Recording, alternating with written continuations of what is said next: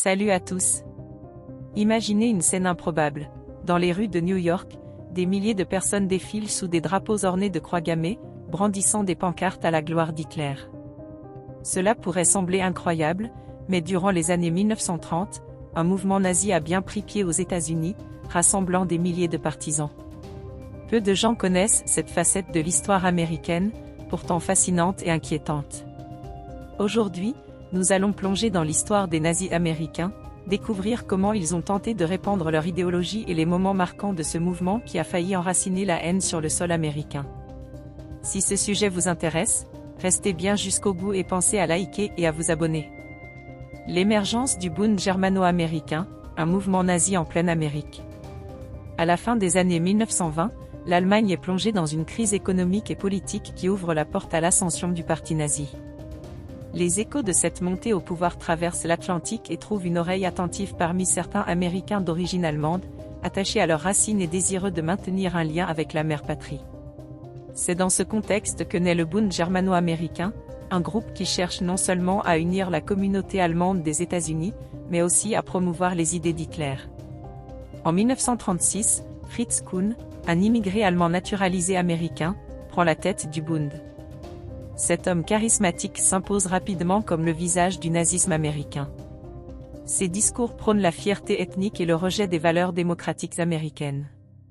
Kuhn organise des rassemblements dans plusieurs villes américaines, principalement dans des communautés allemandes où le sentiment d'attachement à l'Allemagne est encore très fort. La montée en puissance du Bund est le fameux rallye du Madison Square Garden. L'un des événements les plus marquants de cette période est sans conteste le rassemblement du Madison Square Garden à New York, le 20 février 1939.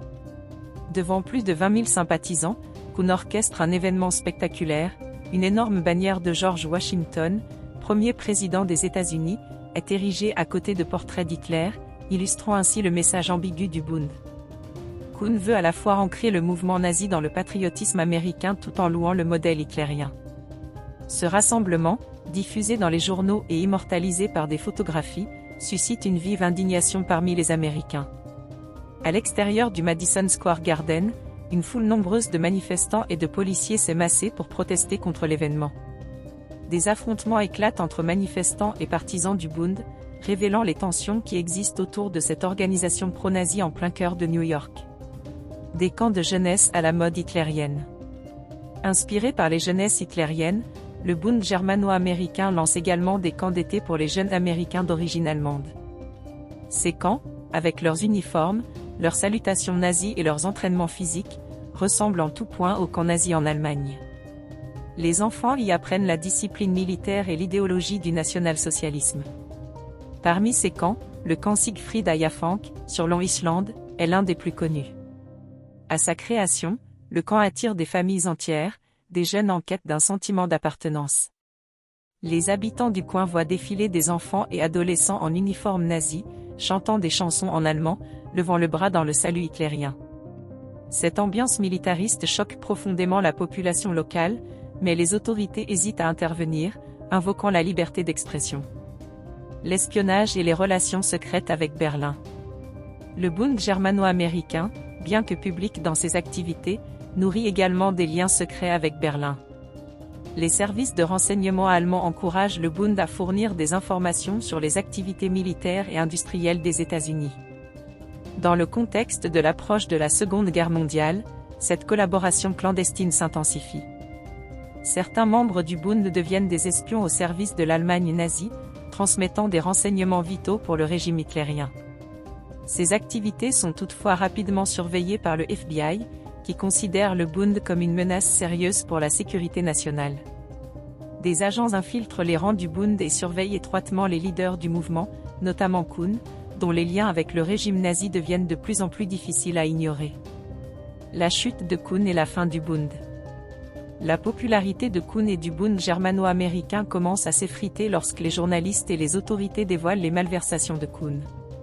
En 1939, Kuhn est accusé de détournement de fonds. Il aurait utilisé l'argent du Bund pour financer une vie luxueuse, aux antipodes de la rigueur qu'il prône dans ses discours.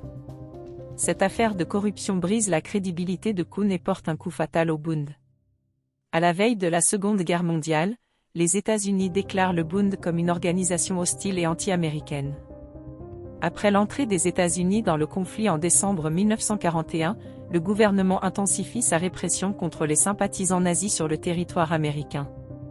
Kuhn, quant à lui, est arrêté et interné dans un camp de détention avant d'être déporté en Allemagne après la guerre. Un héritage obscur et controversé. Bien que le Bund ait été officiellement démantelé et que ses leaders aient été arrêtés, l'influence du mouvement a marqué les États-Unis. Les années 1930 ont montré que l'idéologie nazie pouvait trouver des échos même dans une démocratie comme celle des États-Unis. Plusieurs membres du Bund et de mouvements similaires resteront actifs en secret, et certains réseaux continueront à propager des idées d'extrême droite dans l'Amérique de l'après-guerre. On le voit, cette incroyable histoire du Bund germano-américain et des sympathisants nazis aux États-Unis dans les années 1930 montre une facette méconnue de l'histoire américaine.